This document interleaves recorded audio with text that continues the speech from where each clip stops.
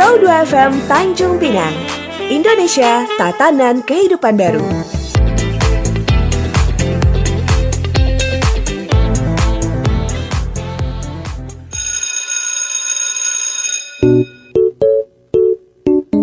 Saatnya belajar di RRI. Guru kece udah siap ngasih materi nih. Yuk duduk rapi, pantengin radiomu. Ibu Pertiwi memanggil belajar di RRI.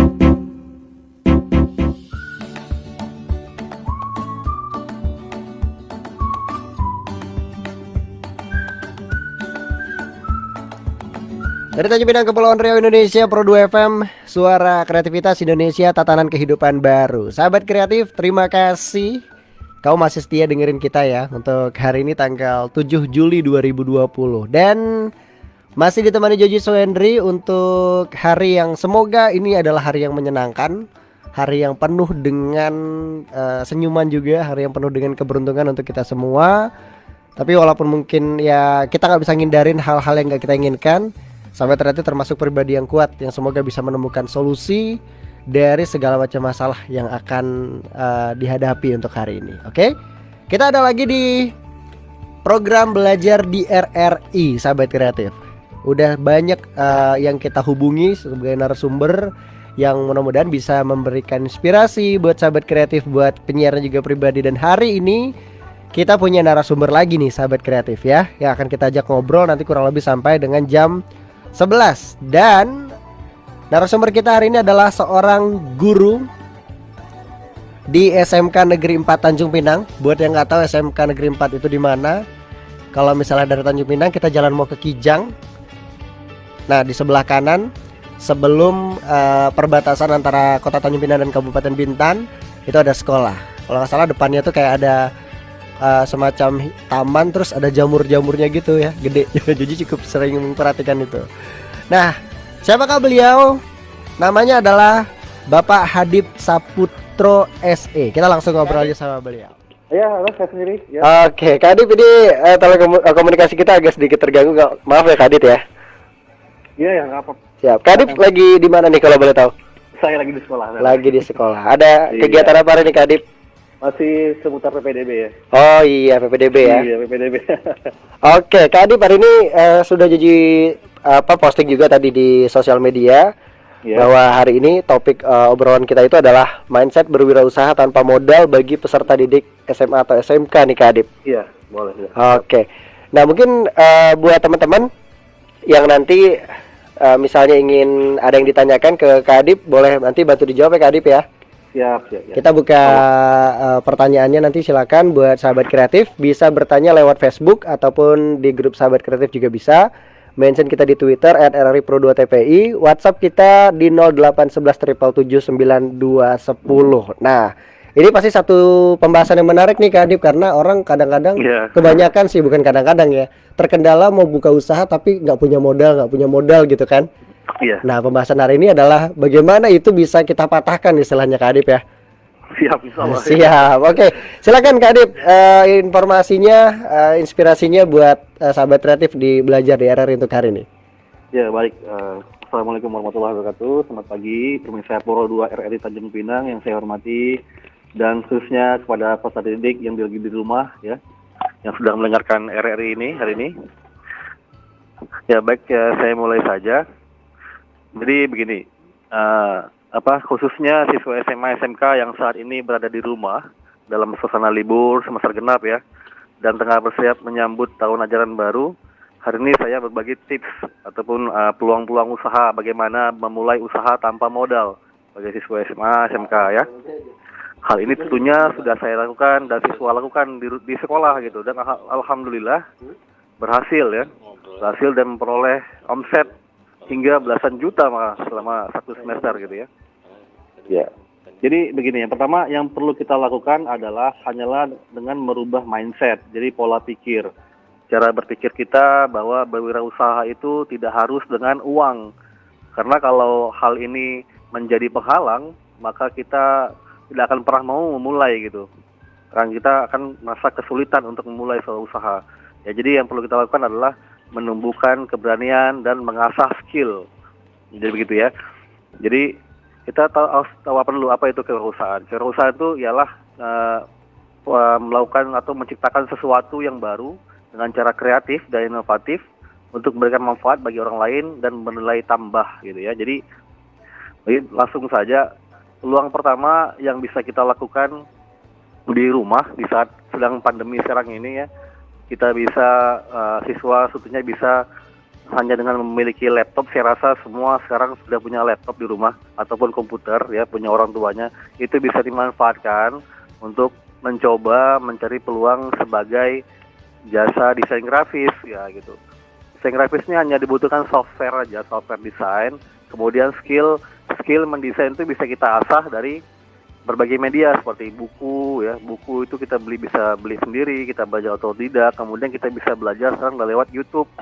Nah, jadi bagaimana cara mengedit apalah gitu ya. Jadi ternyata hal ini berhasil kami lakukan di SMK Negeri 4. Nah, salah satu siswa kami telah berhasil memiliki omset hingga 17 juta dalam waktu 6 bulan, 1 semester.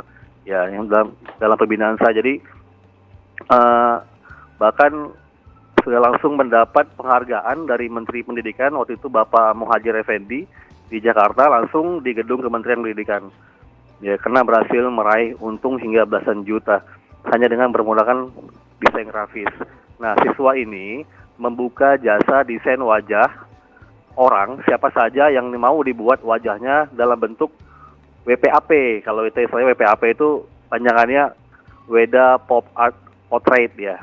Nah, jadi siapapun bisa memesan wajah kita kirim ke dia, nanti dia editkan. Ini bisa dikenakan biaya gitu. Paling murah itu biayanya sekitar 100.000. Nah, yang market yang paling besar yang kami peroleh, bahkan saya sendiri mengikuti jejaknya ya, saya sendiri melakukan hal yang sama lewat fiverr.com atau ada aplikasi Fiverr di handphone. Kita bisa menjual karya-karya kita ke luar negeri, bahkan ini bayarannya lebih besar daripada dalam negeri karena hitungannya dolar. Paling kecil itu minimal setiap desain kita dibayar $5. Nah, begitu. Nah, dari sini siswa ini berhasil meraup untung hingga sampai lebih daripada $80 dalam 1 bulan. Nah, jadi seperti ini. Ya, hasil karyanya kita punya portofolio, karya kita share di Fiverr, di Instagram, itu semuanya bisa menjadikan uang untuk kita. Nah, gitu. Dan ternyata berhasil. Nah, saya sendiri apakah sudah mempraktekkannya? Sudah. Saya sendiri sudah berhasil memperoleh berapa dolar dari fiverr.com gitu. Ya, dan langsung masuk ke rekening kita melalui PayPal. Nah, begini. Jadi hal-hal seperti ini harus dicontoh oleh berbagai siswa dari maupun SMA, baik SMK, coba diasah skill mendesainnya karena ini benar-benar bisa menghasilkan penghasilan passive income untuk kita gitu. Ya. Kemudian apa sih kalau misalnya kita bisa desain grafis, apalagi bisa kita buat gini.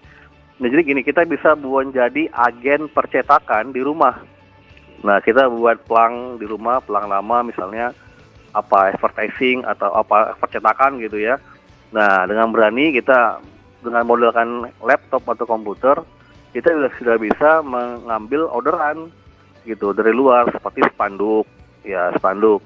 Yaitu spanduk itu kalau kita desain, kemudian orang pesan desain nama kita desainkan, lalu kita cetak di percetakan terdekat yang kita kenal ataupun yang udah kita sering sana gitu. Nah, biasanya orang percetakan ngasih potongan harga untuk kita. Nah, kita jual ke orang dengan harga yang standar pasaran, misalnya 35 semeter gitu kan. Nah, di sana di percetakan kita sudah dapat fee lagi dari mereka gitu. Sudah dapat potongan harga. Nah, potongan harga itulah yang menjadi income untuk kita. Ini udah bisa kita lakuin dari rumah tanpa harus kemana-mana gitu ya. Nah, itu tadi. Kemudian berikutnya Fiverr, mungkin teman-teman adik-adik udah boleh mendownload Fiverr di Google Play Store-nya, bisa dilihat, coba diklik aja Fiverr, Fiverr itu kalian sudah di dalamnya sudah bisa mencoba menjual produk ya, baik itu desain grafis, web, blog, kemudian tulisan-tulisan, cerita, bebas itu semuanya bisa dijual di sana melalui online lah gitu. Jadi kita ini bisa dilakukan oleh siapa saja yang punya keinginan dan menguasai skill desain ataupun video editing ataupun fotografi dan lain-lain. Tidak harus siswa SMK ya, siswa SMA juga bisa karena di SMA juga ada mata pelajaran produk kreatif dan kewirausahaan ya. Dengan waktu luang yang lebih banyak malah dibanding siswa SMK. Skill-skill ini bisa didapatkan di sekolah, tapi yang paling banyak berperan adalah siswa tersebut belajar otodidak di luar sekolah melalui teman ya, YouTube, komunitas-komunitas ya. Karena di sekolah siswa hanya mendapatkan beberapa jam saja mata pelajaran produktif, sisanya mereka menghabiskan waktu di luar sekolah. Nah, inilah kesempatan mengasah skill ya. Mumpung masih belajar di rumah, banyak waktu, manfaatkanlah untuk mengasah keahliannya. Entah itu fotografi, entah video editing ya. Misalnya ada orderan nih, ada orderan dari siapa aja, minta tolong buatkan video berdurasi 30 detik untuk di Instagram. Nah ini kita bisa manfaatkan ya. Editkan videonya, kemudian kirim ke pelanggan tersebut, kemudian dikenakan cas tentunya kan gitu. Nah ini juga bisa. Jadi hal-hal ini insya Allah kalau di SMK Negeri 4 semua kita pelajari ya, terutama di multimedia untuk desain grafisnya, untuk video editing, untuk fotografi dan lain-lain ya. Kemudian sebaiknya memanfaatkan waktu ya dengan hal tersebut yang kreatif. Berikutnya coba kita lihat lagi apa sih peluang yang lain ya. Coba kita mulai dari sini masih dengan modal keberanian nih. Ya, saya berikan tips usaha peluang lagi tanpa modal. Yaitu coba kalau misalnya siswa TKJ misalnya ya. Nah, coba kalau memang berani dengan modal keberanian membuat tulisan di depan rumah gitu kayak servis laptop, komputer atau HP gitu kan. Jadi jika ada pelanggan yang datang bawa laptop, siswa tersebut sudah bisa membantu pelanggan untuk membentukkan komputernya gitu kan, sudah bisa. Nah kemudian misalnya ada siswa yang bertanya, Pak tapi saya nggak bisa betulin laptop, saya belum pandai, belum bisa gitu kan. Nah ini bukan suatu kendala. Nah kita sebagai wirausaha ini kan jangan pandang suatu masalah itu suatu kendala ya. Jadi di mana ada masalah pasti ada jalan keluarnya. Nah semakin sering kita memecahkan suatu masalah, maka insya Allah kita memandang semua masalah kendala itu biasa saja jadinya gitu. Nah ketika kita tidak bisa membentukkan suatu laptop atau komputer yang rusak, kan solusinya ada. Mari kita siswa tinggal membawa komputer tadi ke toko komputer misalnya yang ternama di Tanjung Pinang gitu kan. Nah sampaikan sama mereka apa, nah ini laptop tolong dibetulkan. Nah setelah itu kan nanti kan toko komputer menghubungi tuh apa yang rusak dan berapa biayanya. Tanyakan aja berapa. Nah setelah itu siswa tadi tinggal menghubungi pelanggan yang datang mengantarkan komputer tadi, ya kan? Katakan biayanya berapa dan apa yang rusak sesuai apa yang toko komputer katakan. Nah begitu. Setelah kalau pelanggan bilang oke, setuju, nah siswa tadi tinggal mengatakan ke toko komputer, boleh tinggal selesaikan aja perbaikannya gitu kan. Nah setelah selesai, ambil komputernya, lalu telepon pelanggannya dan katakan bahwa komputer sudah siap, sudah selesai, sudah bisa diambil, lah gitu. Nah di sana kita kenakan cas, biaya servis kita mungkin sekian persen atau 10% ya dari harga perbaikan tadi. Tidak masalah, itu kan usaha namanya. Nah itu kan tanpa modal, hanya bermodalkan pulsa untuk nelpon ke pelanggan, pulsa untuk nelpon ke toko komputer kan gitu. Jadi ada lebih mudah lagi itu sebenarnya. Yes, live broadcast from Tanjung Pinang, Kepulauan Riau, Indonesia, Pro 2 FM, suara kreativitas Indonesia, tatanan kehidupan baru. Sahabat kreatif, kita balik lagi belajar di RRI. Dan untuk hari ini masih bareng Jujus Henry ya, bersama narasumber kita Kak Hadip, guru dari SMK Negeri 4 Tanjung Pinang, ngajarin multimedia. Tadi kita udah bahas juga sahabat kreatif ya, bagaimana beberapa contoh usaha yang bisa dilakukan tanpa mengeluarkan modal ya. Maksudnya tanpa mengeluarkan modal di sini tuh bukan tanpa modal sama sekali tuh enggak juga gitu, tapi bisa dibilang modalnya minim lah. Tadi Kak Adip cerita berbicara tentang desain grafis gitu ya, bikin WPAP. Nah mungkin kalau di sekolah ilmunya sedikit, kita bisa nimba ilmu di luar secara otodidak, mungkin lihat tutorial di internet ya, di YouTube. Ini menggunakan modal kuota pastinya. Ya Kak Adip ya. Siap. Terus juga tadi berbicara tentang penghasilan yang bahkan sudah nominalnya besar sekali dari salah satu siswa Pak Adip ya. Iya, betul. Nah, ini mungkin bisa jadi motivasi atau contoh gitu Kak Adip buat teman-teman kita ya, yang selama ini mungkin punya skill juga desain grafis, tapi cuman dipendam di laptop atau di komputernya aja. Sayang banget ya Kak Adip. Iya betul, coba di-explore lah gitu. Nah tadi jadi memang bicara mindset nih Kak Adip. Iya betul. Ya, satu hal yang mungkin bisa dibilang paling dasar juga cara kita berpikir kan. Menurut Kak Adip sendiri gimana supaya bisa seseorang itu, khususnya mungkin adik-adik kita lah yang masih SMA atau SMK itu, berhasil merubah mindset mereka untuk tidak takut istilahnya untuk menjadi seorang wirausaha. Menurut pandangan Kak Adip gimana? Ya baik, jadi gini, jadi dalam arti sederhana, jadi mindset itu kan adalah pola pikir ya. Betul. Nah, pola pikir, namun maknanya cukup luas nih, karena mindset kan dalam ranah bisnis itu bisa diartikan sebagai pola pikir atau cara kita berpikir dalam menjalankan usaha gitu ya. Betul. Nah, lebih dalamnya lagi mindset ini merupakan pola pikir yang dibentuk oleh kepercayaan kita. Nah, kalau kita percaya sama, yakin sama satu hal, bakal kejadian terus tuh gitu kan. Bahasa gitu tuh. Kak Adip. Iya. Saya potong sebentar. Ini pas banget nih, ada masuk pertanyaan dari sahabat kreatif dari Nurul di Kijang. Iya, baik. Nah, jadi si Nurul ini mau tanya ke Pak Adip, katanya bagaimana cara untuk menghilangkan rasa ragu dalam berusaha. Oh, gitu Nah, ya. karena kadang kita suka ragu nih dalam melakukan usaha, kayak ini nanti bagus nggak ya, bisa nggak ya, kadang juga malu, takut gitu. Nah, ini juga pasti berhubungan dengan cara kita berpikir juga Pak Adip ya. Iya, betul. Oke, silakan Kak Adip lanjut penjelasannya sekaligus untuk menjawab pertanyaan yang satu ini.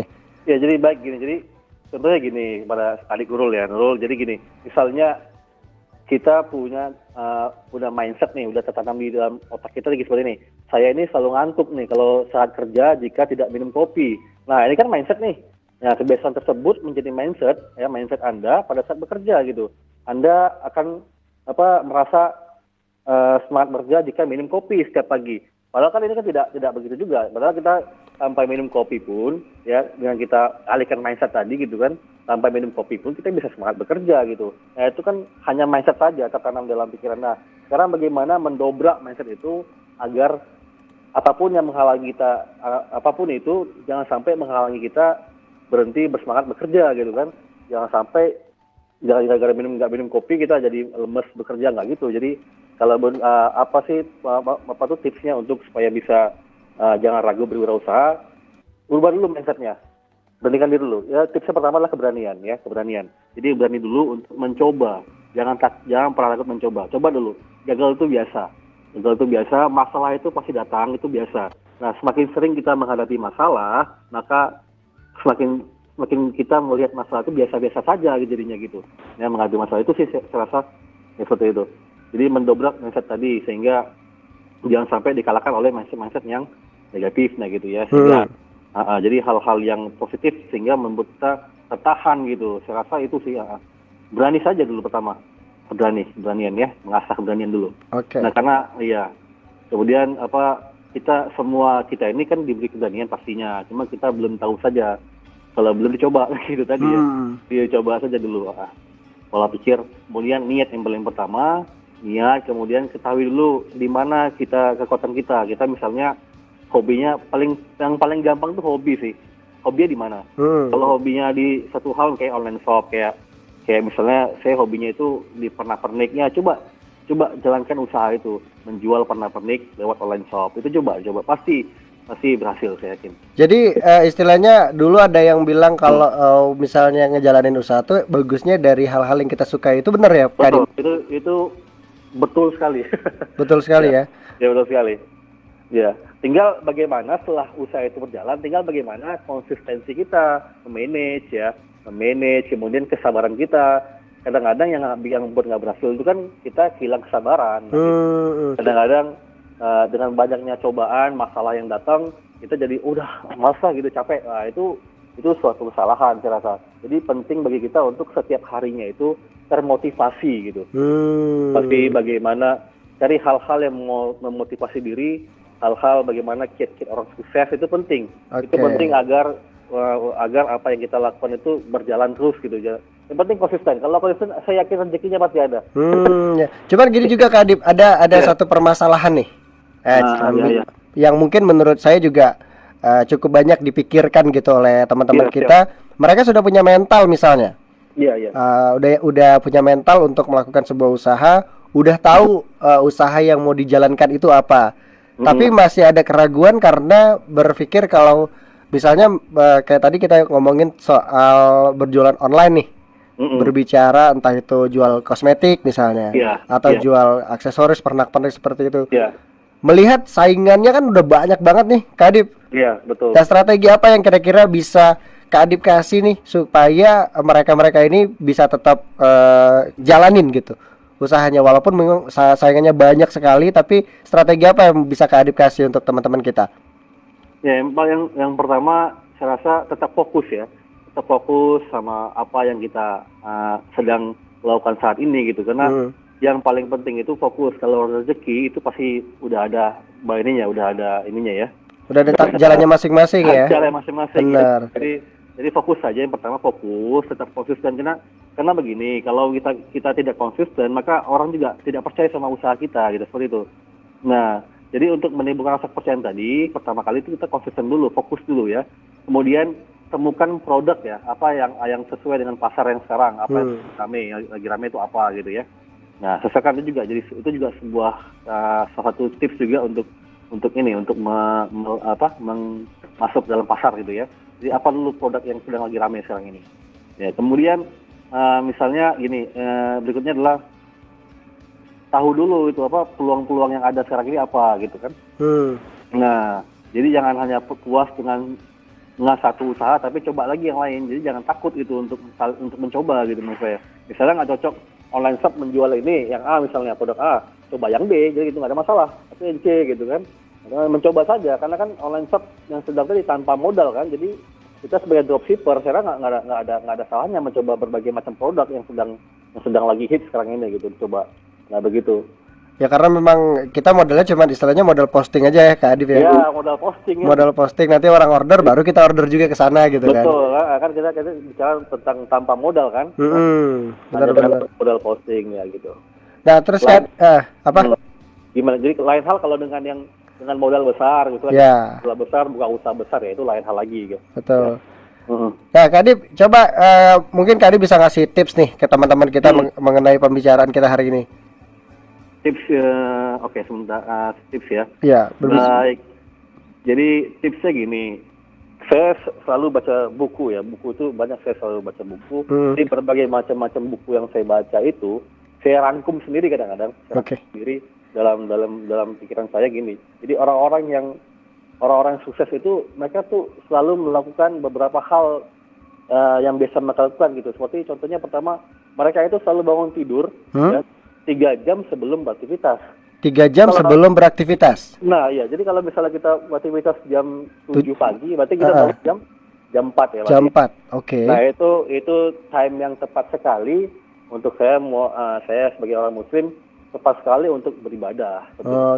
Salat subuh, kemudian kita mempersiapkan diri ya. Jadi untuk hari ini kita mau ngapain aja. Nah, itu semua dirangkum di subuh tadi gitu kan. Oh, kita hari ini mau kesini, mau ini gitu ya. Jadi 3 jam sebelum aktivitas itu biasanya mereka lakuin itu gitu ya. Itu kebiasaan yang pertama ya. Mereka selalu memiliki target ini apa harian ya, kayak hari ini mereka mau ngapain sih gitu kan. Hari ini di kantor ada apa aja kalau untuk yang pekerja ya. Di kantor tuh ngapain aja gitu. Apa sih yang mau dibuat, itu udah tahu kita sebelumnya gitu. Kemudian mereka itu selalu belajar, jadi nggak pernah berhenti belajar. Oh iya. Itu. Kadang orang suka gampang puas ya Kak Adip ya. Iya betul. Suka gampang puas, jadi nggak mau belajar lagi. Nah, itu salah. Jadi kalau bisa teruslah belajar. Jadi kan sekarang kan banyak platform kayak YouTube, kayak ada webinar, ikuti saja, itu semuanya ilmu, itu semuanya ikuti saja. Jangan pernah mau belajar. Nah ternyata mereka benar, mereka juga gitu. Kayak Steve Jobs itu juga gitu, mereka juga nggak pernah berhenti belajar. Ya. Kemudian apalagi, kemudian kayak orang sukses itu yang paling saya tahu, mereka memiliki banyak teman. Banyak teman. Iya. Banyak karena kalau dalam dunia usaha banyak teman artinya banyak relasi ya. Nah itu dia. Ya, jadi banyak teman, banyak rezeki gitu Betul, kan. betul, betul, betul. Tekanan, kemudian jadilah diri yang humble, jadi rendah hati. Kalau kita sombong, kita masa kita paling hebat. Aduh, itu susah kadang-kadang. Kadang-kadang kita ngomong sama orang nggak masuk, jadi orang pun jadi malas sama kita kan. Makanya kadang kalau kita berhubungan dengan penjual online istilahnya yang mungkin Iya, kalau pas komunikasinya juga nggak enak, kita malas juga ya Kadip ya. Jadi malas.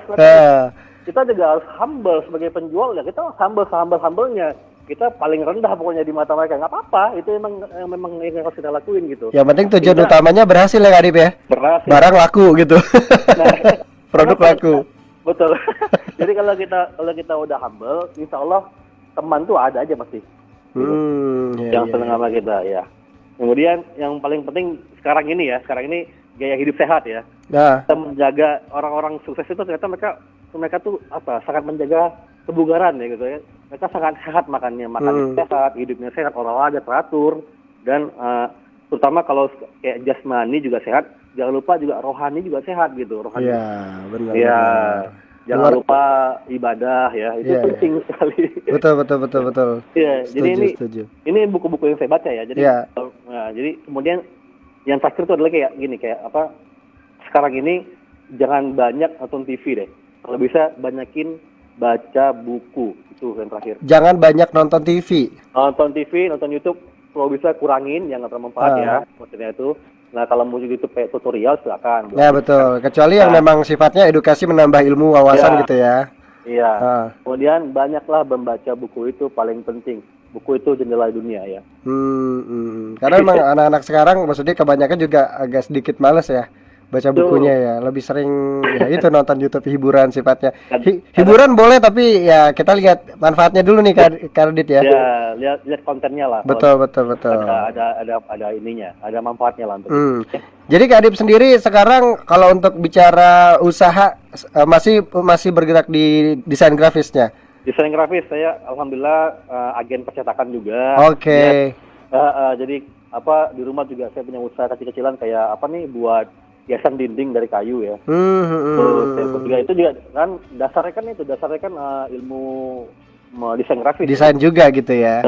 Kemudian kenalan kita yang punya betul. rekanan karena ada teman yang bisa buat kayu-kayunya ya kita deketin, kita kayak saudara, jadi kayak join gitu. Betul. Gitu. Udah berapa lama Kadip jalan usahanya sekarang? Udah sekitar dari 2012 lah tadi ya. 2012 ya. Iya. Waktu itu masih umur berapa Kadip kalau boleh tahu? Umur 12 tahun yang lalu. 2012. Umur berapa? Kalau sekarang 33 berarti berapa tuh? Saya lupa tuh. Berarti sekitaran 23 gitulah ya. Kayak 20 21 ya. Ya, kalau untuk desain grafisnya saya itu emang hobi dari zaman SMP. Saya itu beli buku Corel Draw awalnya. Oh, Corel ya. Oke. Iya, saya baca sendiri buku itu tadi makanya jangan banyak nonton TV kan. Buku gitu. Jadi saya belajar dari bukunya, saya coba-coba bisa gitu, makanya hobi jadinya gitu. Sekarang. Oke, jadi kalau kita ngomongin tentang mindset berwirausaha tanpa modal itu sangat mungkin sekali dilakukan ya Kadip. Mungkin sekali, nggak ada yang nggak mungkin.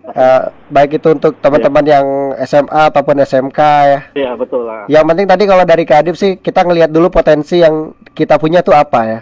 Iya betul. Kita kenalin dulu kita passionnya di mana. Kalau suka desain grafis, dalamin itu dan itu bisa jadi peluang usaha yang bisa dibilang tanpa modal tadi ya.